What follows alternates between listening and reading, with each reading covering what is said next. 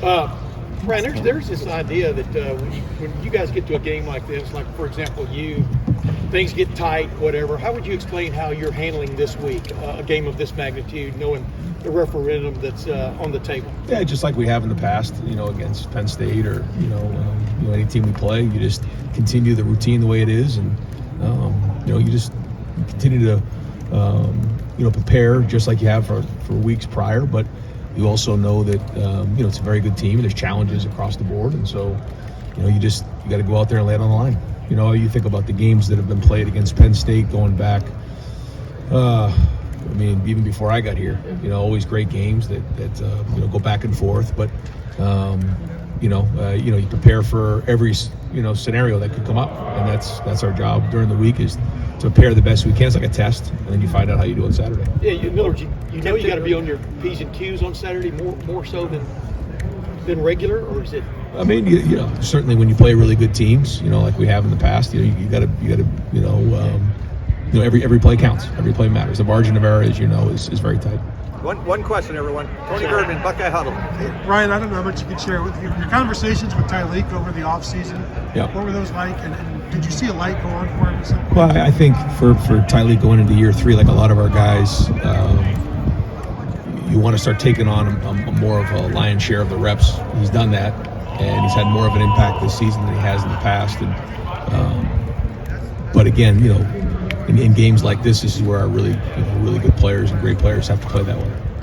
Bill Landis, Rivals the podcast. And folks, we do have other players. Cody Simon and Xavier are here as well. Was there any commonality last week with the delay of game penalties, and anything you're looking at to get fixed with those? No. One of them, we had Xavier in there at tailback. He was running a protection that he really wasn't that familiar with, because we were in a tough spot and we were having a hard time identifying protection, and so we put Xavier in there, and that's what that was. And the second one was a punt that right around the 40-yard line. We weren't exactly sure on the look, and anytime we say, hey, listen, we'll take a 5-yard penalty there, especially in a pooch situation. So when there's a delayed game, I put it on myself, but those are the situations there. Nathan Beard, Cleveland.com. Ryan, last time you were in a kind of talent-equated matchup and an opponent took Marvin away, you still had Emeka there. If you can't go on Saturday, what does that mean for Kyle as far as how he needs to be processing the options at that point? Well, our guys, working hard to get back to the game, and we're hopeful that's going to happen. So, but we have a lot of weapons, and that's one of the things that we talk about in the preseason, is how we're going to spread the ball around. Well, we're in a game now, and whether it's tight end, running back, or receiver, we're going to need all these guys to step up. They're all going to have opportunities, but that's where depth comes in, and that's why we have to have weapons across the field. Joey Kaufman, Columbus Dispatch. Brian, in a close game, where's Jaden feeling his range at all for field goals? That just depends on the wind. Yeah, I think he made one from 60 today. It was a pretty strong wind behind him, but so it just depends on the wind. But he's got a strong leg. Andy Backstrom, Letterman Row. Ryan, with Penn State ranking near the top of the country in time possession, is there an urgency to kind of dictate the pace of play in this game rather than letting them play into it? Yeah, we always want to dictate the pace of play for sure, but they've done a great job of that. So yeah, winning first down is critically important. On both sides of the ball. Whether it's staying on schedule to stay in third manageable situations, or on the other side of the ball to force the other team into a third and long situation. But yeah.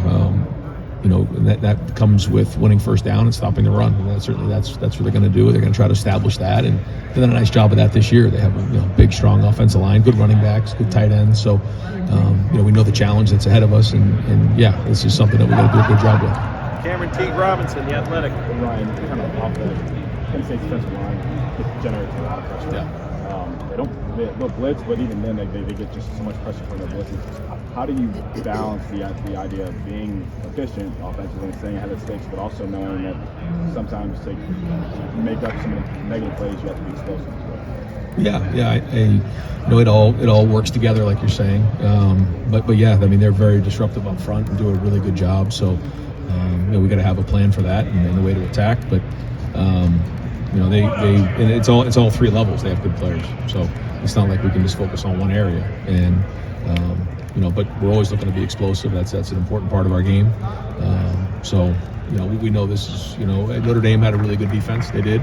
and you know, a little different style of defense here, but statistically this is the best defense in the country right now. So we know we got a really good challenge ahead of us. They're well coached. They got a good plan. They've got them playing sound right now, and so we got to be on our game. Clay Hall, WSYX. Ryan, is this as good a defense as you've faced since you've been here? Yeah, I think you know, it's hard to tell when you're halfway through the season, but just as good as every Penn State defense we've seen. They're always good, and this is no different. Again, players at all levels, well coached, play really fast, disruptive. So you know, we're working hard this week to replicate that in practice and attack. You know, no, I mean, anytime you play Penn State, this is certainly what you're going to get. And, you know, we're excited for the challenge. You know, our guys have responded well to practice this week. You know, our guys love playing in big games like this. So, you know, we're excited, but very, very talented in all three levels, like I said. Austin Ward, Rivals the podcast. If Denzel can't go, how much more of a role do you think that would mean for Jermaine?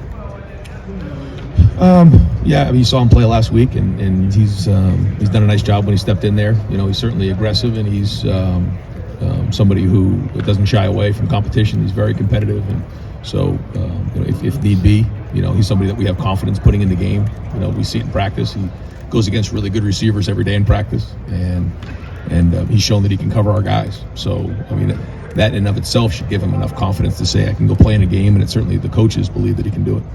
Doug May Maurice, Kings of Columbus. Similar question, if Emeka is limited in any way, a guy like Carnell, you know, we saw him with a big opportunity to make a big play.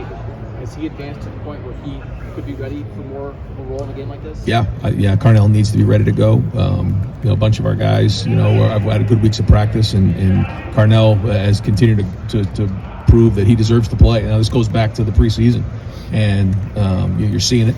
You saw him make a couple nice catches there in the game last week. You've seen it a couple weeks before in the touchdown catch, and he continues to impress. So, you know, it's about that time when you think about some of the freshmen who have, you know, made it.